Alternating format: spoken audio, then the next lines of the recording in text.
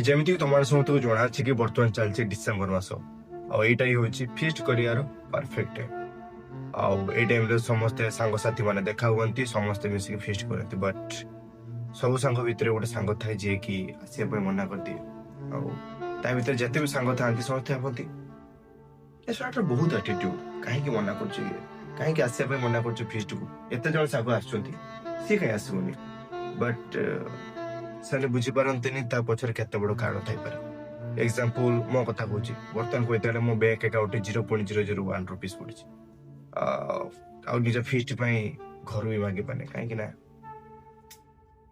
ଯେହେତୁ ବିଟେକ୍ ସରିଗଲା କହିତେ ଗଲେ, ତ ଘର ଲୋକ ଆଶା କରୁଛନ୍ତି ହଁ ମୁଁ ଗୋଟେ ଜବ୍ କରିବି ଯାହା ଦ୍ୱାରା କି ମୁଁ ନିଜ ଗୋଡ଼ରେ ନିଜେ ଠିଆ ହେବି, ଆଉ ମୁଁ ଏ ଦୁନିଆରେ ଯେତେ ସବୁ ମଜା ମଜଲିସ୍ ସବୁ କିଛି ଛାଡିକି ଟିକେ ଜିମେଦାର ନେବି।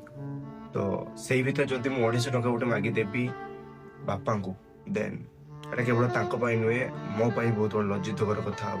ଆଉ ସେଇଟା ଯଦି ସାଙ୍ଗମାନଙ୍କୁ ବୁଝେଇତେ ଯିବି ଦେନ୍ ସିଏ ବୁଝିବେ, ସିଏ କହିଦେବେ ଆରେ ପଇସା କଣ ପାଇଁ ଦେବୁ, ଫ୍ରିରେ ପଡ଼ିଆ। କିନ୍ତୁ ଆମେ ହେଲେ ବାଲେଶ୍ୱରିଆ ଆଉ ଓଡ଼ିଆ, ଆମେ ହେଲେ ବହୁତ ସ୍ୱାଭିମାନ ମଣିଷ। କଣ ବିନା ପଇସାରେ ତମେ କେଠି ଖାଇତେ ଯିବ ନା ଆଉ କାହା ଘରୁ ଖାଇବ?